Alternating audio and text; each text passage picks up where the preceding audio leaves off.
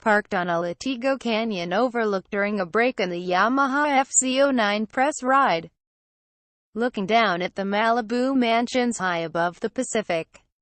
I couldn't help but remember the first time I came here.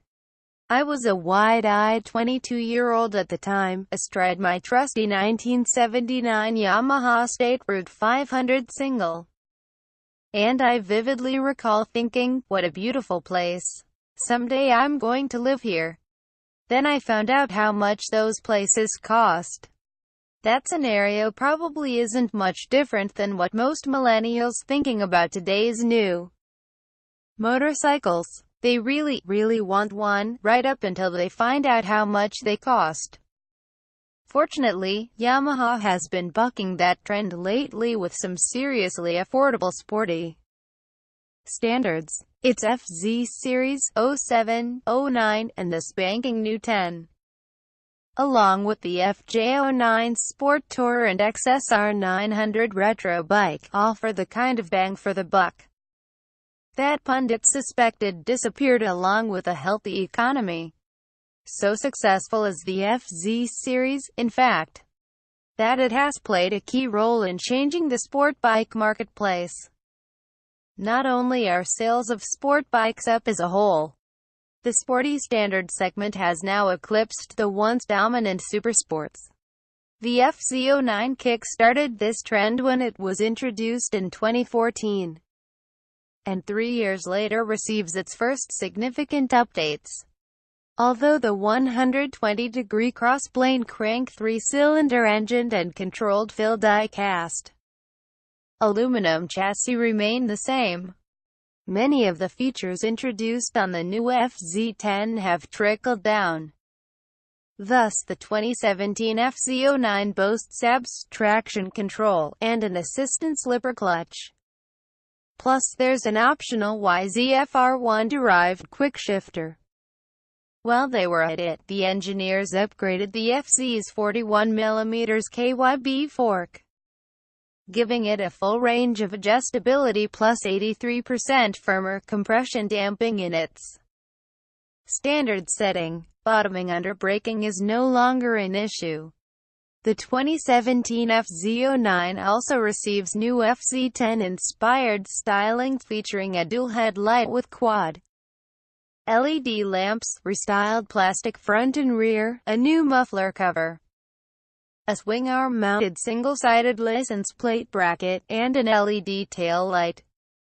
Last, the seat is now flatter and 5 mm higher at the front to reduce the, sometimes painful, tendency for riders to slide into the gas tank. The boys say thanks for that.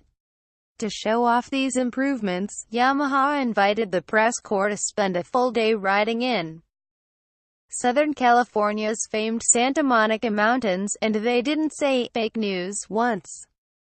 Challenging on the best of days.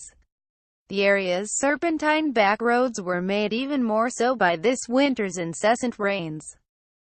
And yet the FZ09 took everything in stride.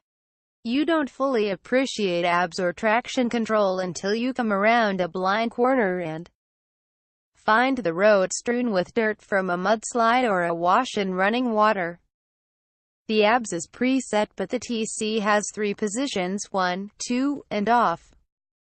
And there are also 3 ride modes: A, B, and Standard, for the YCCT ride-by-wire throttle.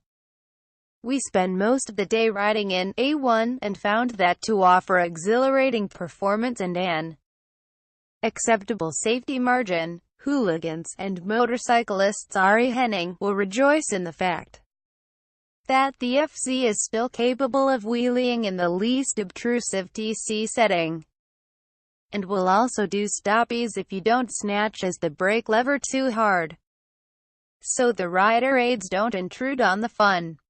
The new seat is much more comfortable, especially for long-legged riders. And the revised suspension works great until you start to push the pace. Then, the rear end moves around a bit, creating something of a hobby horse effect, worse if you tip the scales at 200 plus lbs. We ramped up the shock spring preload and dialed in a little more rebound damping. and the ride was much more composed. The original 2014 FZ09 was marred by snatchy throttle response. And while that improved over the last 2 years, this year it's really good. All three 847cc triples, the FZ, FJ and XSR, now share the same mapping and it's nigh on perfect. Between that and the new assist and slipper clutch, pulling away from a standstill, or splitting lanes for miles on end, as we did at the end of our day, is painless.